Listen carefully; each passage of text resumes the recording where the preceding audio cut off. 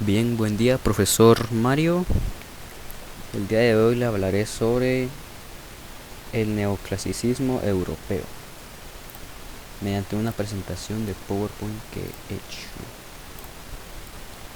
Empezaremos por el concepto de neoclasicismo.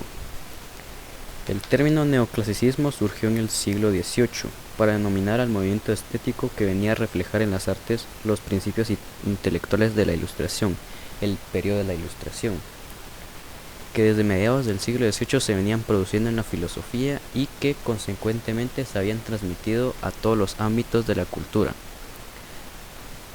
Y esto coincide con la decadencia de Napoleón Bonaparte de la Revolución Francesa.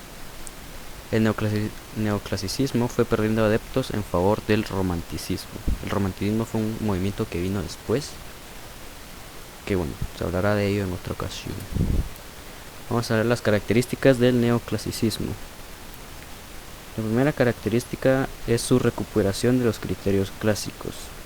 La segunda característica es que tuvo una influencia del arte griego y romano, ya que fue un movimiento que se caracterizó por la cantidad de movimientos estéticos que tuvo, como la escultura, la música, la literatura, etc.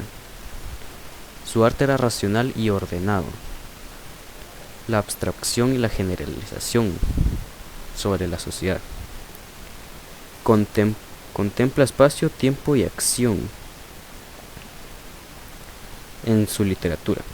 La mayoría de sus obras tenían finalidades educativas y se empleaban muchas ideologías, entre ellas los derechos de los seres humanos. Bien, esas son algunas características del periodo del neoclasicismo. Vamos a hablar sobre los escritores más sobresalientes.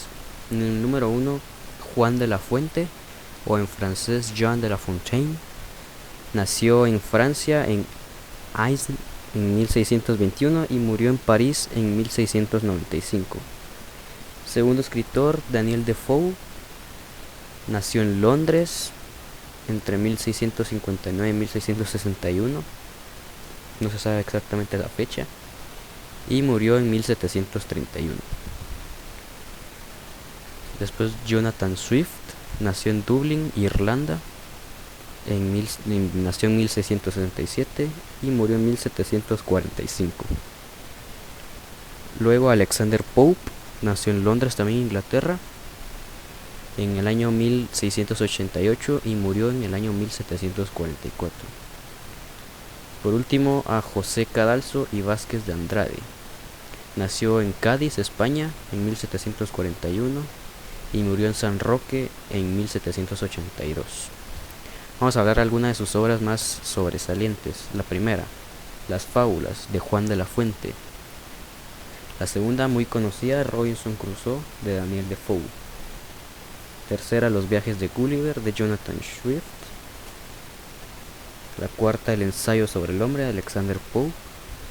La quinta es Poema filosófico, de Alexander Pope también. La sexta es Ocios de mi juventud, de José Cadalso. La séptima, Solaya o los circasianos, también de José Cadalso. Y la última, Don Sancho García, también de José Cadalso.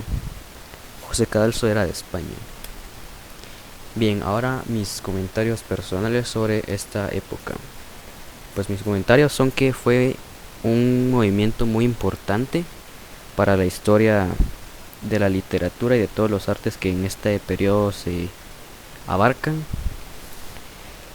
Más importante en la literatura, ya que dio a luz a muchos escritores que planteaban filosofías muy interesantes y que iban a ser de ayuda en un futuro para crear nuevas filosofías. Sus obras también son muy importantes, recordadas hasta el día de hoy. También que el movimiento abarcó muchas artes, como ya lo he dicho, la escultura, la música, la literatura, etcétera. Fue un movimiento más estético, ¿no? Y bueno, pues esos son mis comentarios personales. Gracias por su atención y que tenga un buen día.